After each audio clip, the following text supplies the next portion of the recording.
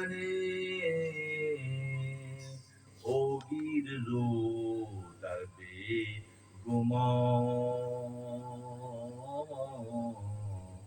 دامنے او گیر رو در بے گمان، تا رہی از آفت آخر زمان۔ اللہ تعالیٰ کا بے ہی شکر احسان ہے کہ شب جمعہ کی ان ساعتوں میں خانقاہ مولا روم کی تعلیمات سے استفادے کے لیے ایک طویل عرصے سے ہم اور آپ اس انداز میں یہاں جمع ہوتے ہیں۔ یہ بلا شبہ اللہ کا احسان عظیم ہے کہ فروغ اور سطحیت کے اس دور میں اللہ نے ہم عاجزوں پر یہ فضل کیا کہ ہم اس سے تقرب کی منزل حاصل کرنے کے لیے، اس سے قریب تر ہونے کے لیے، تعلیمات حضرت مولانا سے استفادے کے لیے ہر شب جمعہ میں یہاں شریک رہتے ہیں۔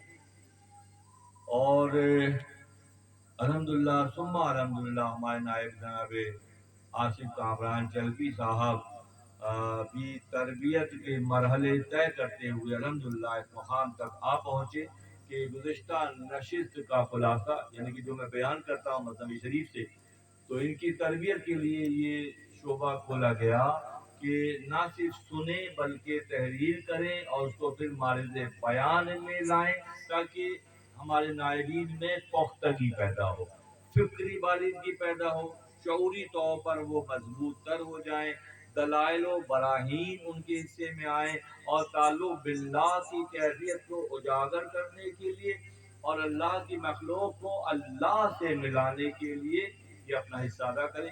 الحمدللہ ثم الحمدللہ جب میں سنتا ہوں تو بہت اطمینان قلب حاصل ہوتا ہے کہ ان کی شبانہ روز کوشش کے نتیجے میں ہم اس مقام تک پہنچ گئے کہ یہ بہترین نیابت کا حق ادا کر رہے ہیں۔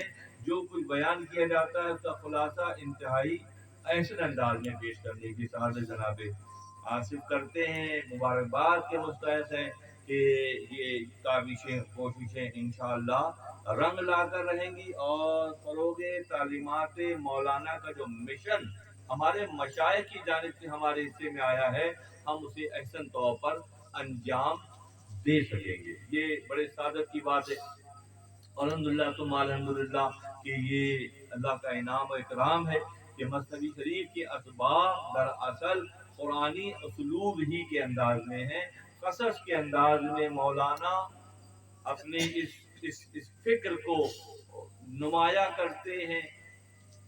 ایک طویل عرصہ 700 سال گزر گئے مولانا کے وصال کو، اور اب سے کچھ عرصے پہلے تک جب تک سامراجی طاقتوں نے اسلامی معاشرے کو مقید نہیں کر دیا، مثنوی شریف کے اسباب درس نظامی کا حصہ رہے، اور مفتی بننے کے بعد پھر مثنوی شریف کا سبق پڑھایا جاتا ہے کہ مفتی کا لیول حاصل کرنے کے بعد اب کیا سکھانا ہے؟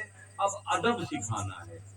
ادب پہلا قرینہ ہے محبت کے قرینوں میں، کہ پہلا قرینہ ادب ہے۔ آج جب مثنوی شریف کو گزشتہ کچھ عرصے سے نصاب سے نکال دیا گیا تو ہمارے جو حالات ہیں ہمیں پتہ ہے، ڈگریاں سب کے پاس ہیں، ممبرشپ بھی مختلف اداروں کی، اسمبلیوں کی اور سینٹ کی بھی ہیں، مگر کیا ان میں ادب ہے؟ ان میں عاجزی ہے؟ ان میں انکساری ہے؟ خدا کی پہچان ہے؟ بہت ٹف بات ہے کہ نہیں ہے۔ اس لیے نہیں ہے کہ ہم اپنے مرکز سے دور ہو گئے، ہم بنیادی نکات جو انسان کی اصلاح اور تربیت کے لیے اللہ نے متعین کیے ہیں، یہ جو تعین ہے یہ اللہ کی طرف سے ہے کہ اللہ کب چاہتا ہے کہ ہم دنیاوی مشکلات میں الجھیں۔ مگر ڈگریاں تو ہیں، کیا گھروں سے تنگیاں دور ہو گئی؟ کیا گھروں سے امراض دور ہو گئے؟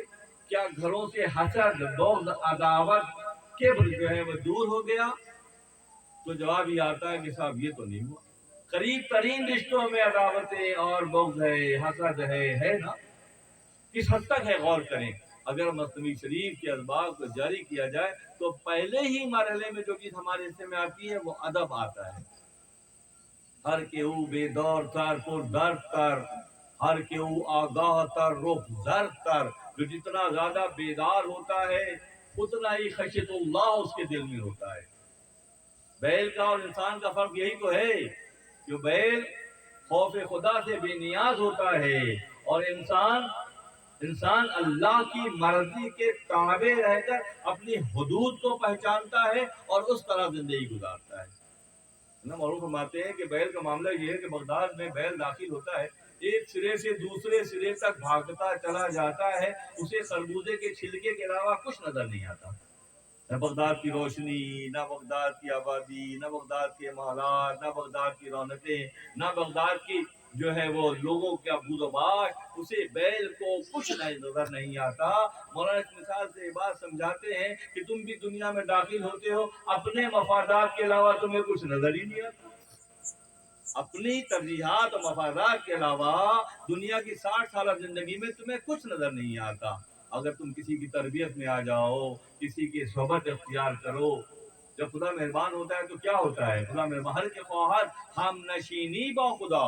اگر کوئی چاہتا ہے کہ اللہ کے ساتھ نشست و برخاست ہو، اللہ غنی اللہ غنی، لباس بشریت میں رہتے ہوئے تعلق باللہ کی کیفیت ہے کہ اگر کوئی چاہتا ہے ہر کے خواہد ہم نشینی با خدا ہو، نشینت در حضور اولیاء، وہ اہل اللہ کی صحبت اختیار کرے.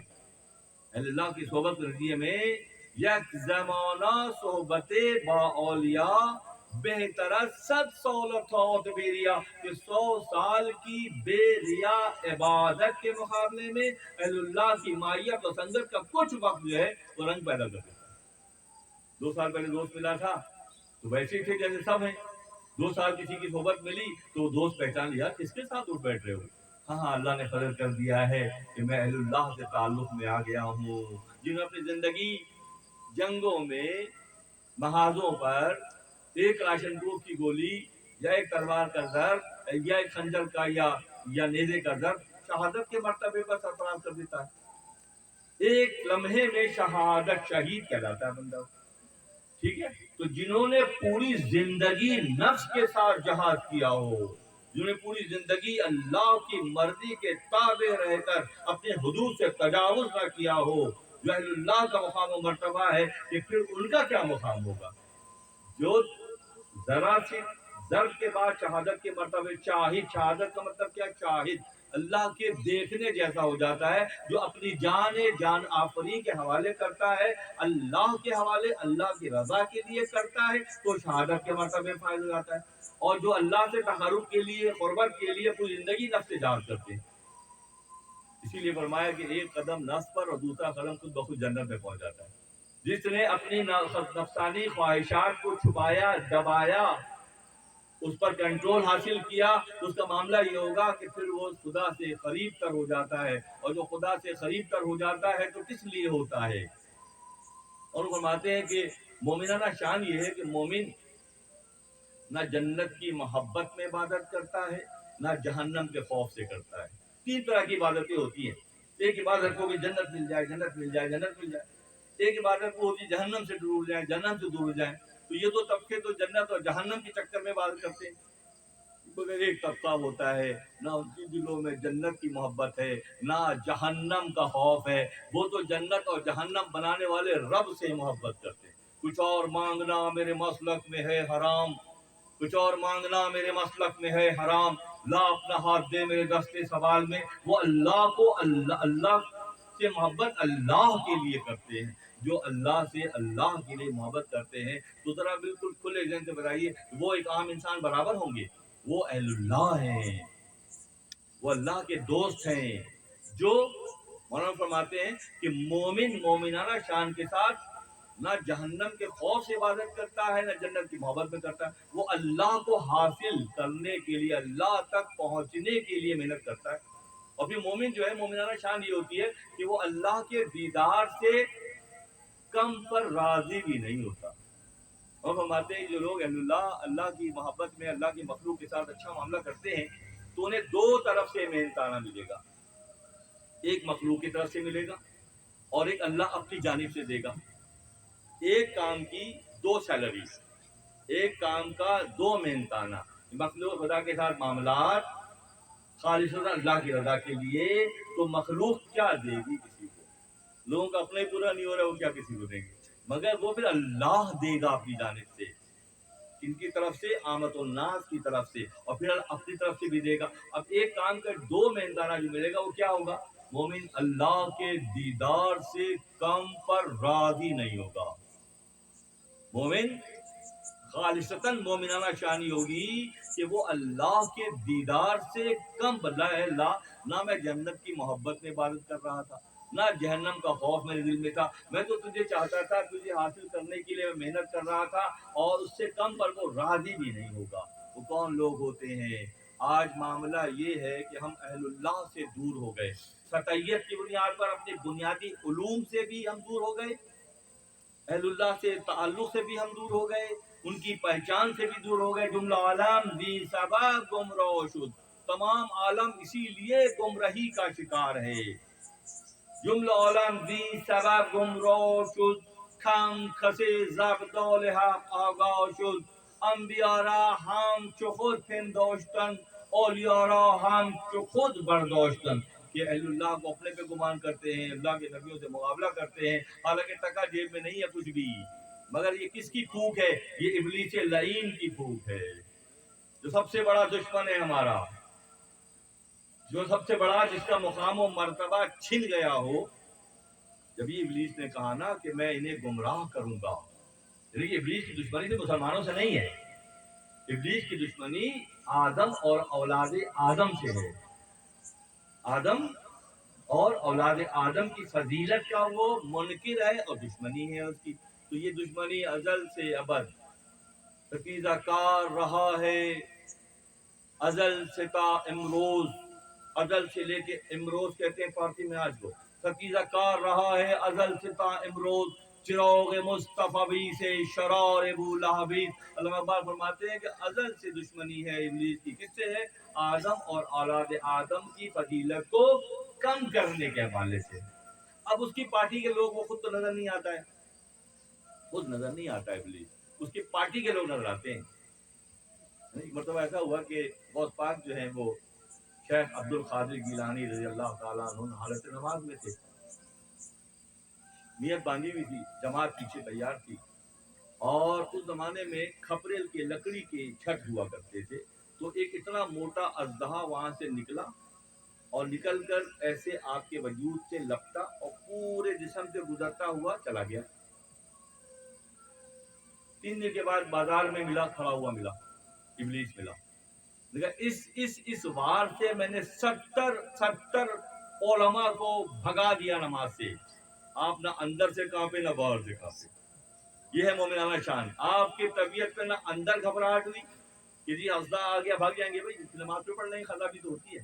مگر جو مستقیم ہوتے ہیں، جو پختہ ہوتے ہیں، جو کردار کے پختگی اور اللہ کی محبت کو دل میں لے کے سفر کرتے ہیں، ابلیس ان کے لیے اپنے سامنے نہیں آتا ہے.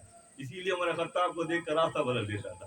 اچھا، داؤل الکفار کی آیت ہے قرآن میں، محمد رسول اللہ والذین معہ اشداء علی الکفار جو آیا ہے، وہ حضرت عمر خطاب رضی اللہ تعالیٰ عنہ کے لیے آیا ہے. یہ کافروں پہ انتہائی سخت ہے، اور کافروں کا سردار ان کو دیکھ کے بھاگ جاتا تھا، راستہ بدل دیتا تھا کہ نہیں عمر آ رہے ہیں. تو یہ فضیلتیں، یہ سعادتیں، یہ نعمتیں، یہ نام و اکرام اسی وقت حصے میں آتا ہے جب اپنی مرضی کو اللہ کی مرضی کے تابع کر کے زندگی گزاری جائے. دوسرا نصیب خلاصہ پیش کرتے ہوئے آخر میں انہوں نے ایک شعر پڑھا تھا، شعر کا ترجمہ کیا: سایہ جزدہ چو باشد دایاش، سایہ جزدہ چو باشد دایاش.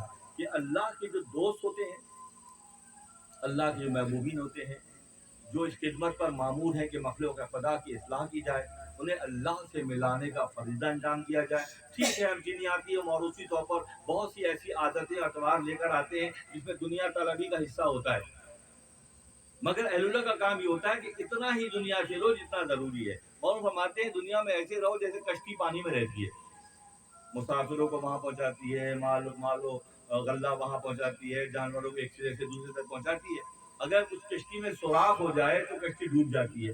اور فرماتے ہیں دنیا میں ایسے رہو جیسے کشتی پانی میں رہتی ہے، جس دن حب دنیا محبت دنیا کا سراغ کشتی میں ہو جائے گا وہ کشتی ڈوب جائے گی۔ تمہاری وجود کی کشتی، یہ کشتیاں ہیں ساری کی ساری، ہم اور آپ سب کشتیوں کی طرح سے ہیں، ہے نا؟ جب تک تعلق باللہ کی کیفیت میں ہے فیض ہی فیض ہے، اور جہاں دنیا طلبی بڑھ جاتی ہے تو پھر کشتی میں سوراخ ہو جاتا ہے، صبح سے لے کے رات اور رات سے لے کے صبح تک اسی طرح دنیا کے پیچھے بھاگتے ہیں۔ جیسے گزشتہ نصف میں بیان کیا گیا کہ دنیا دار جو ہے آسمان پر پرندہ اڑتا ہے اور زمین پر اس کا سایہ ہے، اصل نہیں ہے۔ جو کچھ ہم کر رہے ہیں، جو کچھ ہم جمع کر رہے ہیں وہ اصل ہے، وہ تو سایہ ہے۔ وہ کیا ہے؟ وہ تو سایہ ہے۔ مال جمع کر لیا بہت سارا، اب وہ کہہ رہے ہیں ابا جائیں تو ہم کچھ کریں۔ ابا جائیں، ابا تو جا ہی نہیں رہے۔ تو جو مال اتنی مشکلوں سے کمایا، سچ جھوٹ تنگیاں پریشانیاں سازشیں سب شامل ہیں، وہ مال کمانے کے چکر میں کما لیا۔ اب مال اور بیٹیاں اور بیویاں دروازے پر رک گئی۔ رک گئی نا، خواتین قبرستان تو نہیں جاتی ہیں، جب انتقال ہوگا تو بیویاں اور بیٹیاں اور مال دروازے پر رک جائیں گے۔ بڑی منتوں مرادوں کے مانگے ہوئے بیٹے اللہ تلے اٹھائے ہوئے پڑھائے ہوئے ان کو وہ کندھے پہ رکھ کے قبرستان لے جائیں گے، وہاں جا کے وہ رک جائیں گے۔ بیٹیاں دروازے پہ رک گئیں، بیٹے قبر کے کنارے رک گئے۔ اب جو اندر سامان جائے گا وہ کہاں ہے؟ وہ تو پیچھے رک گیا سارا۔ بیٹے وہاں رک گئے، بیویاں وہاں رک گئی۔ اب ہمارے پاس سامان اندر لے جانے والا کون سا سامان ہے؟ محشر میں گئے شیخ تو اعمال ندارت، اور جس مال کے تاجر تھے وہی مال ندارت۔